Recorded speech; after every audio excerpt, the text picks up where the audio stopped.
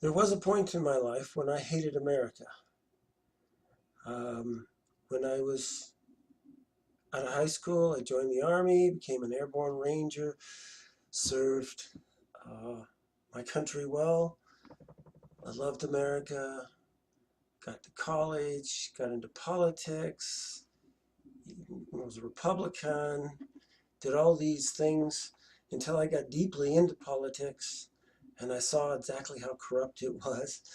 I I was in the back rooms where they were just the leaders of the state I was in at that time were contriving of how they were going to manipulate the voters to get what they want. And that's wow, I didn't want to be part of that anymore. And then I went to being a libertarian and saw how heartless they were, and I just kind of gave up, and I was just angry at our political system, angry at our country, and that built in me so much that I hated humanity. I hated humanity so much that I used to have this image that if there was a button right in front of me that I could push that would wipe humanity off the planet, I would have jumped on it with both feet. And I was filled with so much hate and animosity um, that towards humanity that I just was sick in my body. I had so much pain in my body.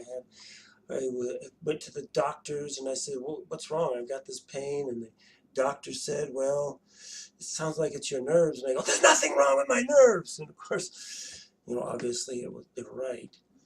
Um, I was had lots of problems. So what ended up is started seeking. I sold everything I had. I got a backpack and started traveling around the world.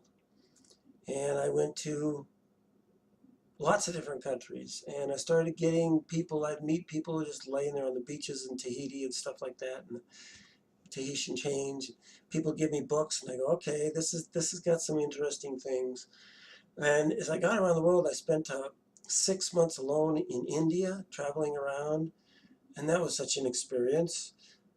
You wouldn't want to live there. It's a great place to visit, but you definitely don't want to live there.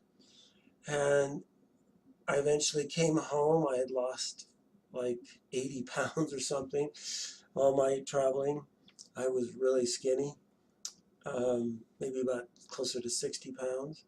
And I finally got back to America. And I remember landing in Chicago when I first came into the country. And I literally got down on the ground, kissed the ground. I was back on it. I have not lost my love for America since then. I'm not a big fan of its government. I think it's sick. It has always been. Doesn't matter whether it's Democrats or Republican. It's corrupt. And power corrupts, and absolute power corrupts absolutely. And it's one world power, and it's absolutely corrupt. But I still love it, and and I really love that people are out there confronting it. I like to see the protests, and I love to see the challenges. I love to see them doing that for me. I mean, I'm stupid sometimes, and I'd like them to point that out to me. I think that that's viable, and I have enough confidence in myself to say, yeah, I'll listen to what you have to say and not be discouraged by what you're saying. So I see people out there all around me. I live in Boulder, Colorado now, and I have all these friends who are leftists, and they're just filled with hate for this or that. And mostly I see that they funnel that hatred down to white males. And guess what? I'm kind of a white male. I call myself Olive. See, that's Olive. But I'm really just a white male. And so they funnel that hatred towards me and for all the things that they think are bad in the world. And I realize, like me, I was blaming the world for what I was doing to myself when I looked at it. And they're doing the same thing. They're blaming the world or blaming white males for what they're doing to themselves when they think about that. And they're blaming everybody else instead of taking responsibility for their own experience. And if they were to be deep, and I wasn't, and they're not, but if we were to be deep and we were to look at it, we'd see that white males have something to offer humanity. And white females have something to offer that's different than white males. And black males and black females each have their things to offer humanity. And yes, they have downsides, and we should confront one another. But because some white males are problematic in the world doesn't mean you want to blame all white males. That's racism. And to blame all Americans because you have stupid government or people in government is just stupid. And to blame all people of sex, a certain race for everything is stupidity. And to admit that I was stupid back then, I was. I'm still stupid about certain things. And that's why I love people confronting me. I love the judgment and discernment, or whatever you want to call it, coming back at me. I want to hear what they have to say. I encourage people to do that. And I don't see other people do it. And yeah, I'm stupid. I admit it. Got no problem admitting I do stupid things and think stupid things. I mean, that's what life is. It's the experience of stupidity. And I'm doing my best. I'm not as stupid as I was before, and I'll be less probably in the future.